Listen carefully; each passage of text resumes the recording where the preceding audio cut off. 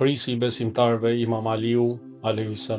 ka thënë: për ata që na duan ne, ka dall nga mëshira e Allahut të madhruar, ndërsa për ata që na urrejnë, ka dall nga zemrimi i Allahut. Në këtë hadith, Imam Aliu na mëson se qëndrimi i njeriut ndaj njerëzve të drejtë dhe të zgjedhur si Ehli Bejti ndikon drejt për drejt në raportin e tij me mëshirën dhe zemrimin e Allahut fuqiplot.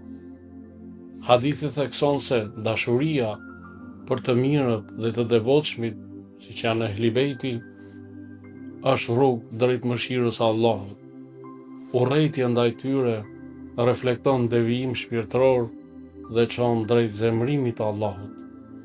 Marrëdhënia me njerëzit e drejtë e të pastër, siç janë Ehli Bejti, nuk është thjesht emocionale, por ka peshë shpirtërore dhe morale.